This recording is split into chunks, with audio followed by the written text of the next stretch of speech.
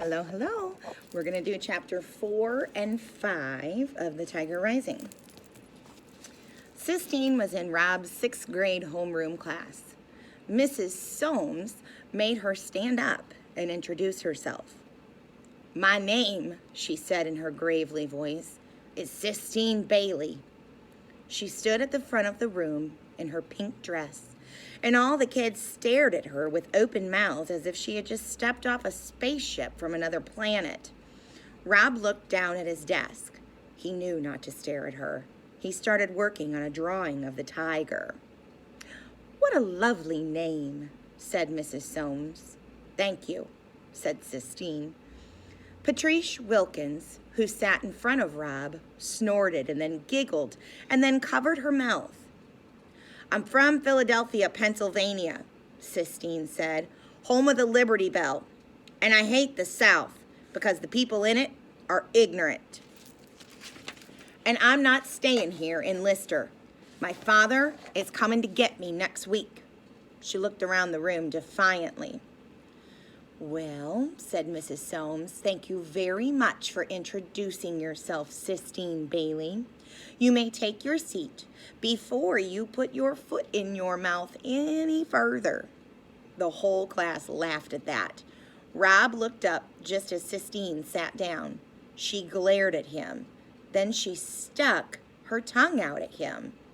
Him! He shook his head and went back to his drawing. He sketched out the tiger, but what he wanted to do was whittle it in wood.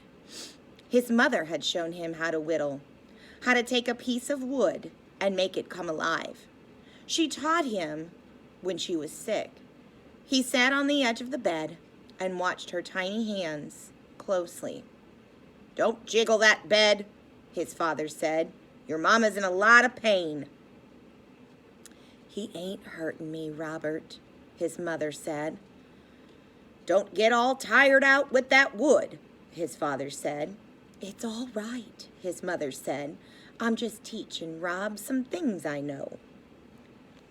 But she said she didn't have to teach him much. His mother told him he already knew what to do. His hands knew. That's what she said. "Rob," said the teacher, "I need you to go to the principal's office." Rob didn't hear her. He was working on the tiger, trying to remember what his eyes looked like. "Robert," Mrs. Soames said. "Robert Horton." Rob looked up. Robert was his father's name. Robert was what his mother had called his father. "Mr. Felmer wants to see you in his office. Do you understand?" "Yes, ma'am," said Rob. He got up and took his picture of the tiger and folded it up and put it in the back pocket of his shorts. On his way out of the classroom, Jason Utmeyer tripped him and said, "See you later, retard." And Sistine looked up at him with her tiny black eyes. She shot him a look of pure hate. Chapter 5. The principal's office was small and dark and smelled like pipe tobacco. The secretary looked up at Rob when he walked in. "Go right on back," she said, nodding her big blonde head of hair. "He's waiting for you." "Rob," said Mr. Felmer when Rob stepped into his office. "Yes, sir," said Rob. "Have a seat," Mr. Felmer said, waving his hand at the orange plastic chair in front of his desk. Rob sat down. Mr. Felmer cleared his throat. He patted the piece of hair that was combed over his bald head. He cleared his throat again. "Rob, we're a bit worried," he finally said. Rob nodded. That was how Mr. Felmer began all his talks with Rob. He was always worried. Worried that Rob didn't interact with the other students. Worried that he did not communicate. Worried that he wasn't doing well in any way at school. "It's about your, legs. Yes, your legs. Have you been putting that medicine on them?" "Yes, sir," said Rob. He didn't look at Mr. Felmer. He stared instead at the paneled wall behind the principal's head.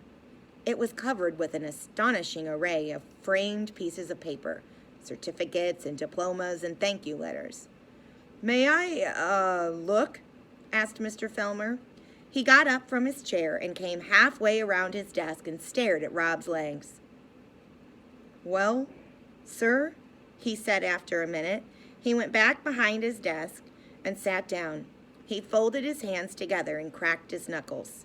He cleared his throat. Here's the situation, Rob. Some of the parents, I won't mention any names, are worried that what you've got there might be contagious.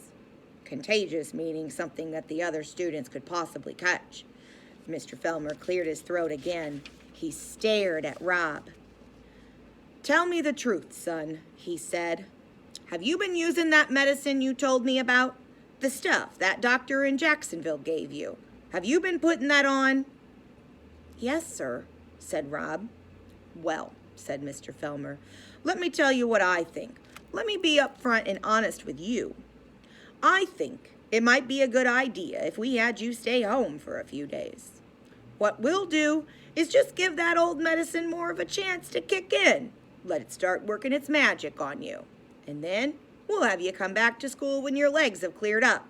What do you think about that plan? Rob stared down at his legs. He felt the picture of the tiger burning in his pocket.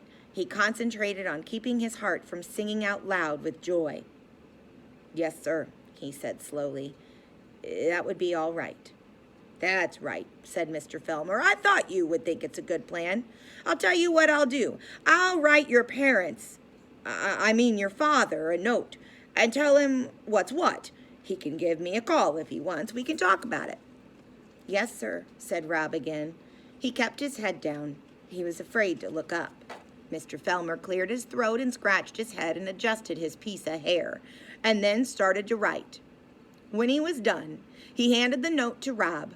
Rob took it, and when he was outside the principal's office, he folded the piece of paper up carefully and put it in his back pocket with the drawing of the tiger. And then finally, he smiled. He smiled because he knew something that Mr. Felmer did not know.